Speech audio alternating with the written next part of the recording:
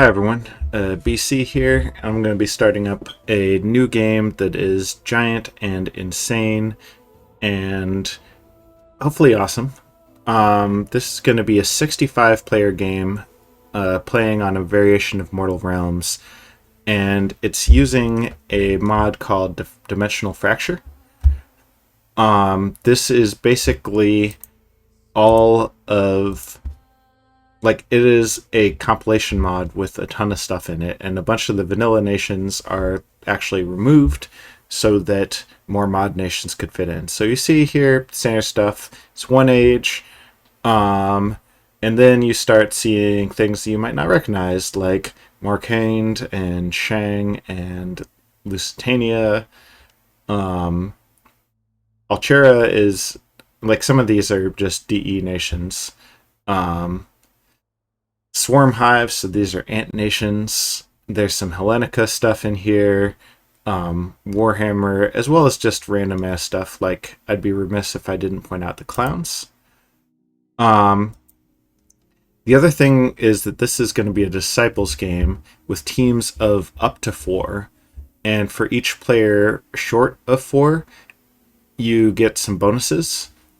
So we're going to have a 3-person team, and I will be playing as Impros.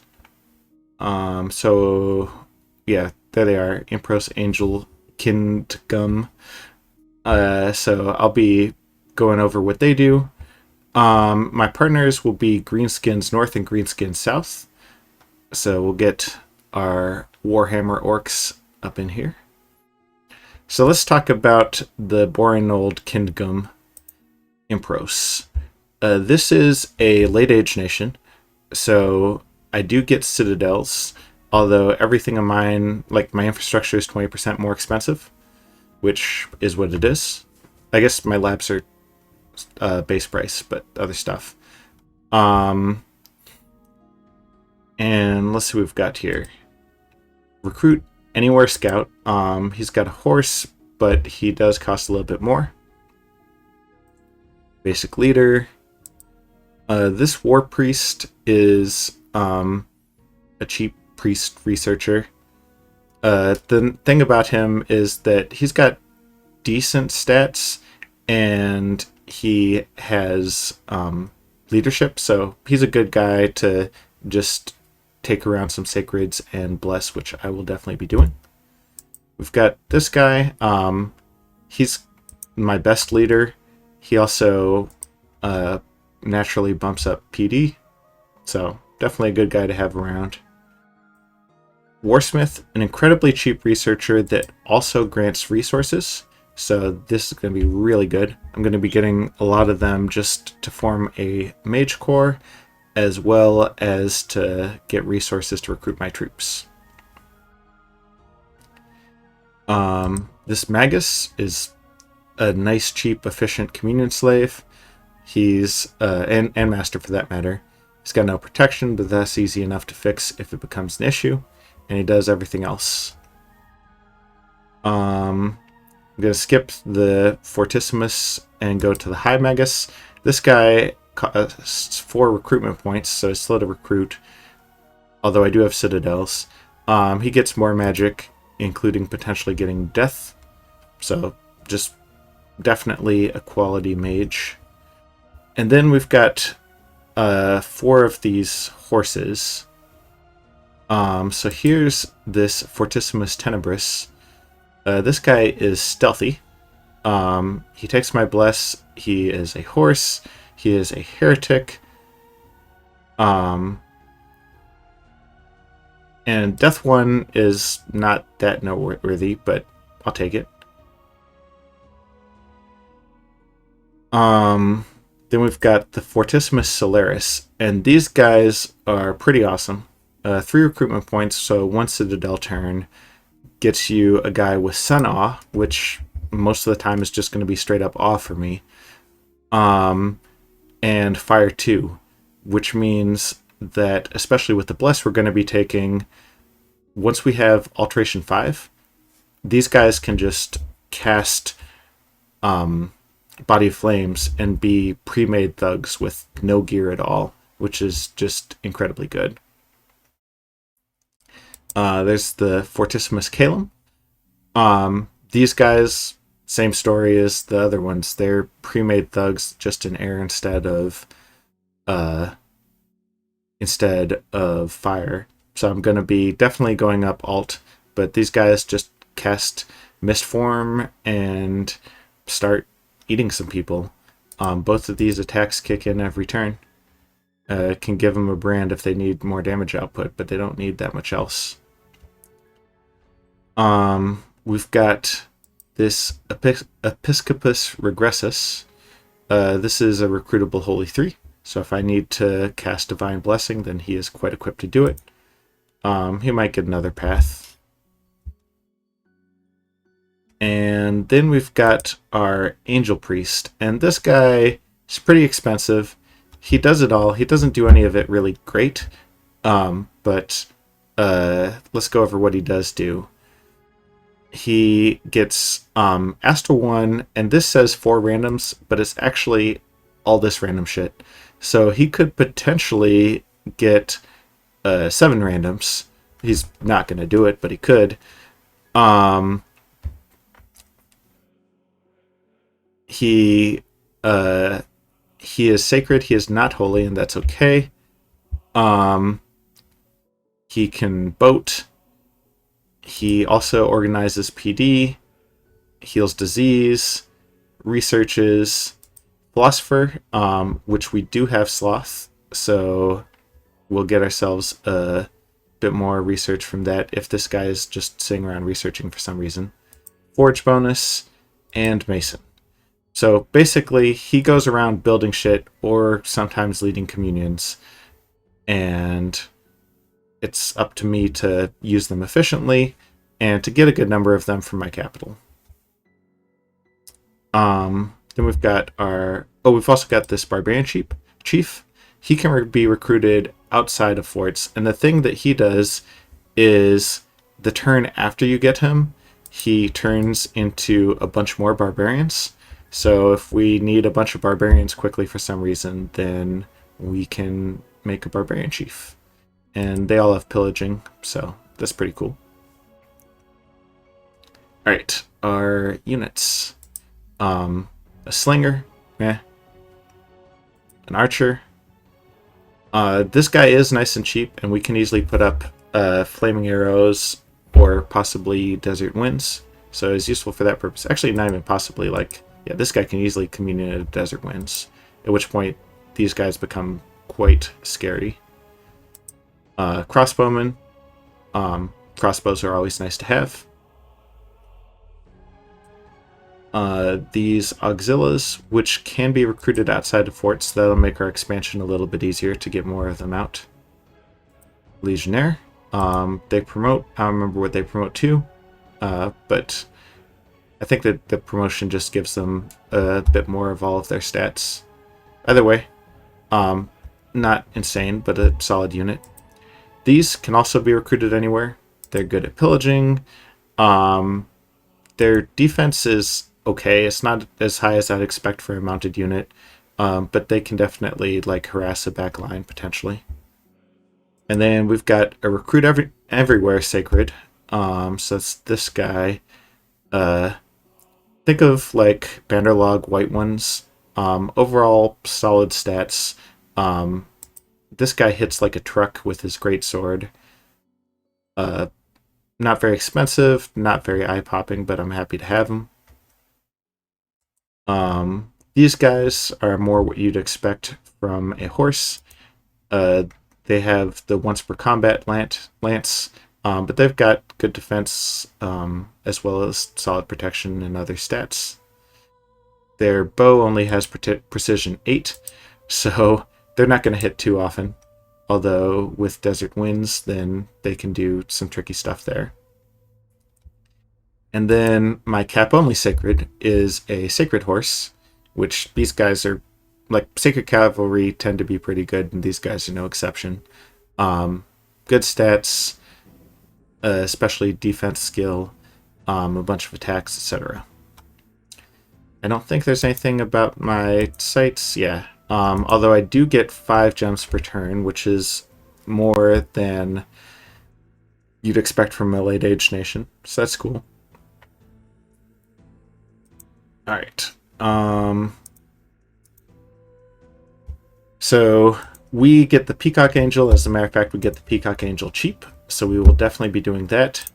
We'll be picking up Regen. Regen really solidifies this guy and this guy as out-of-the-box thugs. And it works solidly well on these Sacreds since they all have at least 11 HP.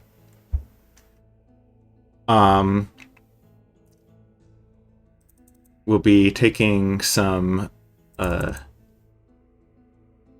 think we only took 5. I'm trying to remember exactly what we took. Yeah, that was it. So we'll be taking some shock resistant, swiftness and minor shock resistance, and some regen, and then we'll have our scales here. My partners really want chaos, so I can oblige there. Take a little bit of heat. One of the greenskins likes it hot, so that's a way for us to get some points. Take luck.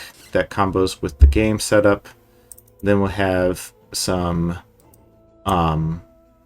magic scales for our cheap researchers, and some growth and some sloth. I might have misremembered exactly what our scales are going to be, but it's pretty much what you see here. Not being able to get more growth is a little sad, but it is what it is. I don't think we have much in the way of national spells, but let me go ahead and make sure. We get Holy Pyre, just like Marignon. Oh yeah, we get some of the other Marignon summons, so we get Harbingers, Angelic Host, Heavenly Wrath, Heavenly Mercy, although we don't really have someone who can cast Heavenly Mercy. I guess we'd have to empower in water. Heavenly Purge, so this is fun.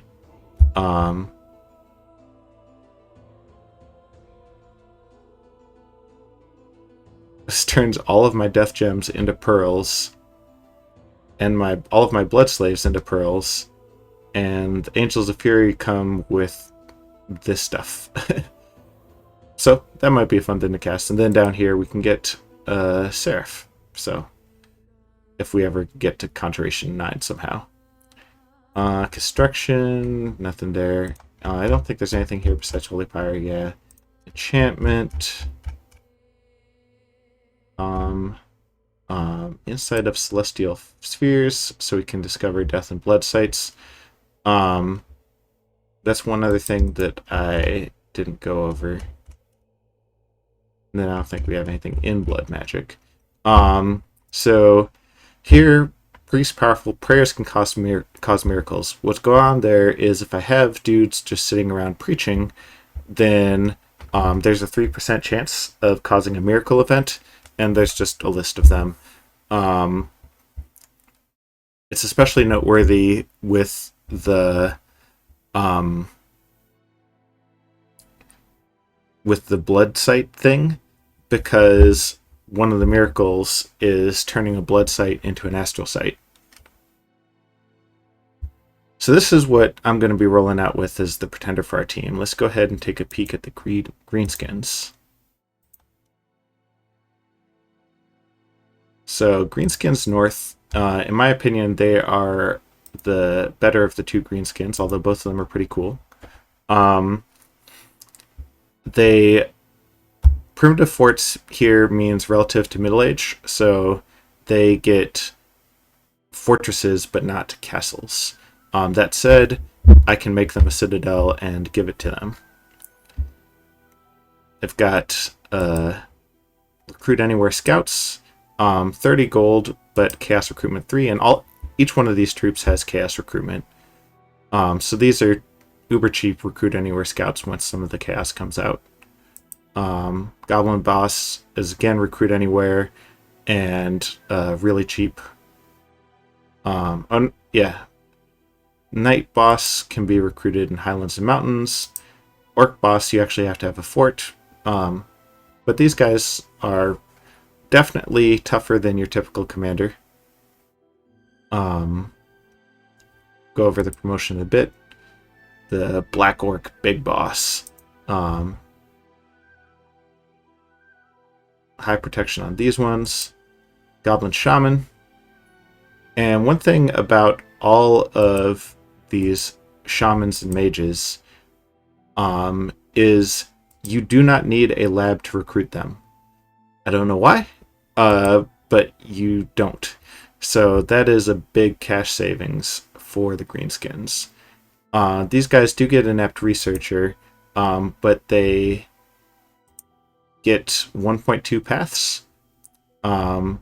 Combining that with our magic skills, that basically cancels that out. So these guys are still quite capable researchers. Similar story with the Night Goblin Shaman, but even more so. And they're also stealthy. Here's the Orc Shaman. He is insane, as are the Night Goblin Shamans. But he's got some good paths. And he can random Earth, which makes him... Like, the Earth randoms are excellent recruit anywhere thugs, as well as the Fire ones once he has Alt 5. Goblin Great Shaman. Again, 210 gold is what it says here, but Chaos Recruitment 21, so that can be discounted by around 60. These guys cannot get Earth, but they can potentially get Soul Vortex if they random Death 2 or, in rare cases, Death 3. And again, they're stealthy.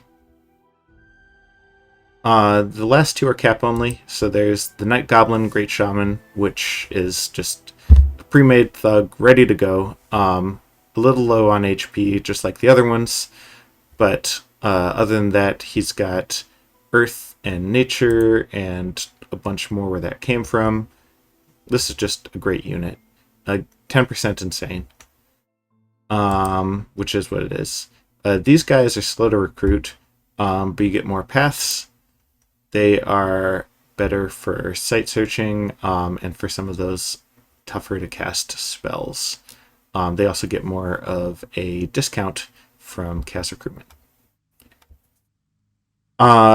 You see here, this says battles can upgrade bosses and finally trigger a WA. What that's talking about is all of these boss units, so Goblin Boss, Night Goblin Boss, Orc Boss, Black Orc, Big Boss.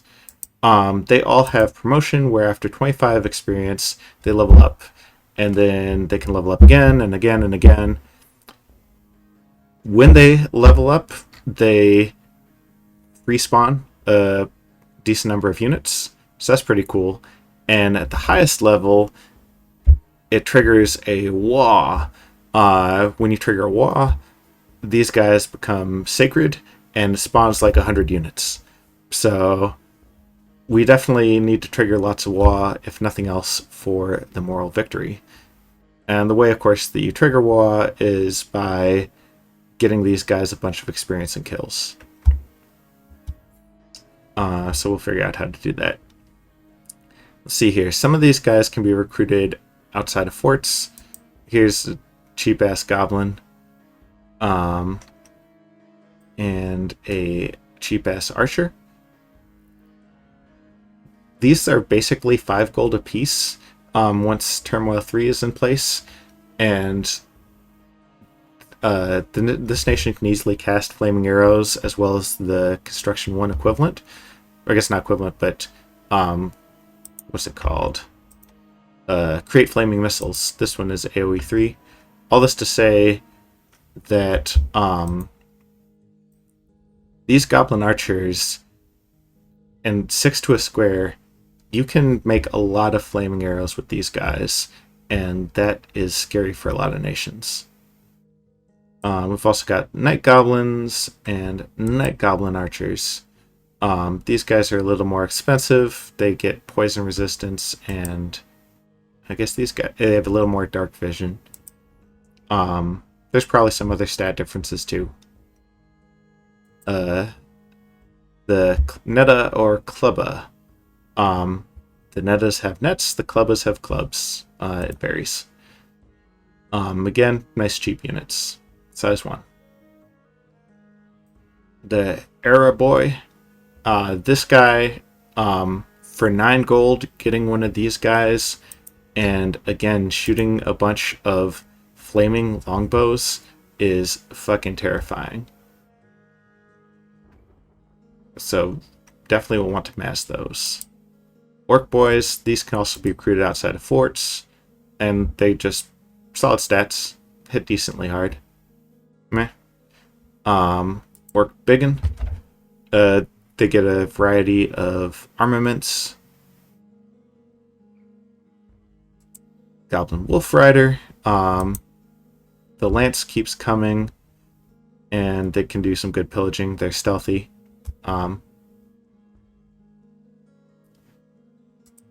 Wolf Rider Archer. Get the idea. This is a Recruit Anywhere Sacred, this Night Goblin Loon. He's not going to get a lot out of our regen bless, because he's only going to regen 1. But other than that, like, he's got a lot going for him. He is uber cheap. This 19 gold, which is already cheap for a Sacred, is reduced even further. He's stealthy. He's got the sickle that hits decently hard and causes fear. Same story with his javelin. His attack and defense are not great, although his precision is above average, but he's got good protection and good MR, and the nation can buff more of those. And he's size 1, which means that all of those buffs like can be packed into a small area. Like, if you have a square of 6 of these, like, Body Ethereal is now turning all 6 of them into ethereal monsters. So yeah, very good Sacred. Squig Hoppa. These guys are undisciplined. I don't expect my partner to be making a lot of them. Black Orcs. They have quite strong armor. Like, this is near Ulm levels. Chaos Recruitment 2, so more expensive than an Ulm to be sure. But they've got other stats that Ulm doesn't have. As well as Mountain and Waste Survival, which is kind of neat. That's the Black Orc. Night Goblin Squig Herd a Team. Some type of cavalry of some sort. I don't really see a reason to recruit these guys, but they exist. Goblin Wolf Chariot. They dish out a decent amount of damage as chariots in size 4. They don't have a lot of protection, so they will die pretty quickly. Wolf Chariot Archers, which is notable mainly for the fact that they've got all these bows. That said, I still don't expect them to recruit many. Orc Boar Boy. This is an orc riding a boar. Does a lot of damage, although the other stats are kind of unremarkable. The Orc Boar Biggin. So this one has much better stats. I would definitely pay the premium for getting these better stats on this guy. And then the Chariot. This is a fantastic expansion unit, as I saw when I was playing around with them. Kind of pricey until you have the scales, although not overly so. They trample, they have good enough protection that they don't take a lot of damage from indies, and they dish out a ton of damage. All of these are charge attacks. Definitely going to want a lot of chariots. And then this giant.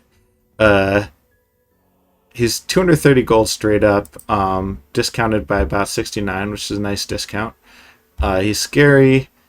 He's undisciplined. He does have a siege bonus, and then whatever armor he managed to slap on, which does stack with his own natural protection.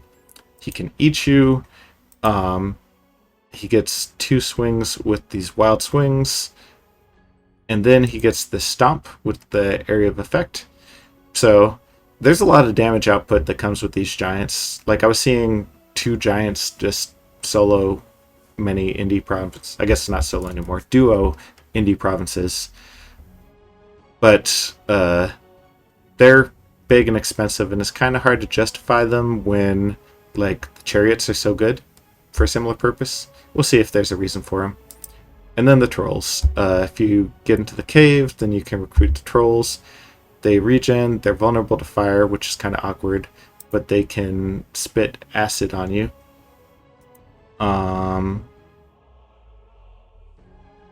that's pretty cool. And they hit like you'd expect from trolls. And then nothing specific from the site. Alright. I believe that Greenskins North will be using a Tetrachire as his disciple. So that's this guy here. He's going to pump up Earth a bunch, so between the Earth and his fists and the Berserker, he's going to be able to tear through a bunch of dudes. Oh, and he'll also have regen thanks to our Bless. And my other partner, Greenskins South. So these are the ones who like it hot. They've got goblins. Like, some of these are pretty similar to what you've seen before. A big thing that you'll see is they tend to have less protection sometimes, and they have invulnerability and berserk, which is awkward because invulnerability and berserk do not stack. But it is something that they have. They do the same boss leveling up stuff.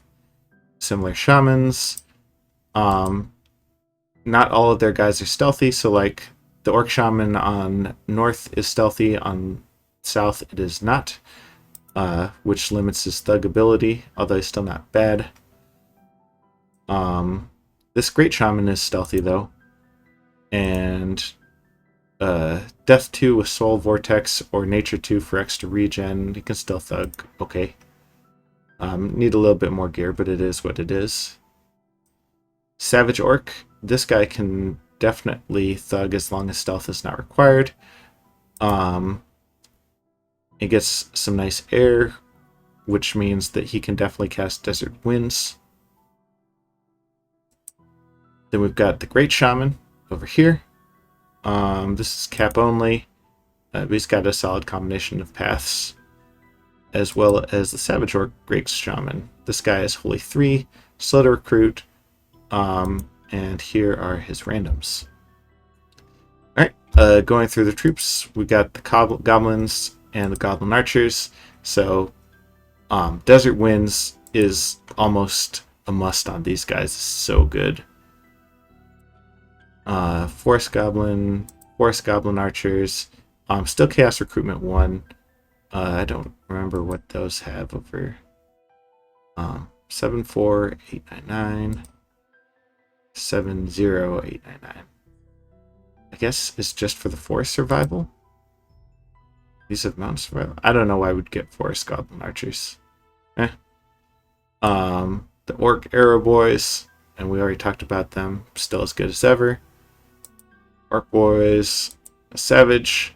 So here we see Invulnerable and Berserk rather than actual armor. Savage Orc Arrow. I don't see a reason to get them. Orc Biggins. Savage Orc Biggins. The Orc Biggin is a solid expander troop in its own right. Once you get that cost down to 12, all these other stats are definitely worth 12 gold. I'm not sure about the Savage ones. Goblin Wolves we saw. Archers. Savage Orc Wah Boy. So this is South's Recruit Anywhere Sacred. He has more HP, so that'll combo with the regen. Still incredibly cheap. He has Invulnerable 11. which is all of his protection, which is not great, but it's okay. And then he goes ahead and goes berserk and does berserky things with all of his axes. So he can dish out a ton of damage once he's gone berserk, since this will be at 15, and this will be at 17.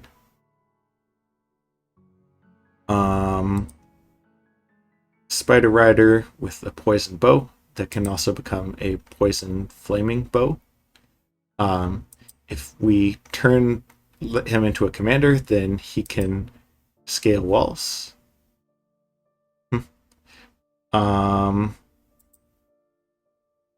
These guys have a web attack, another chariot, another boar boy, another savage boar boy. This guy has berserk and invulnerable. Orc boar boy biggin, which again is like, this is not a trampler, but it is big and still dishes out a ton of damage. Savage, and then the southern giants. So these guys have just their invulnerable, as opposed to the high amount of protection that the other guys have. Otherwise, they're pretty much the same. And then here's their effigy. So these guys, they pick up air. That also means that they have air and death for Wailing Winds and Wind of Death. However, they lose a lot of protection in many cases, which is still quite a solid nation, and we'll get plenty of Wa going. I believe that he picked a dragon. Not 100% sure about this. Oh no, he did not pick a dragon. He picked this Bakemono. This guy has immortality 3 months, and he just put a bunch of paths on him. I don't remember exactly. We'll see them later soon enough. But like getting some random stuff, you get it like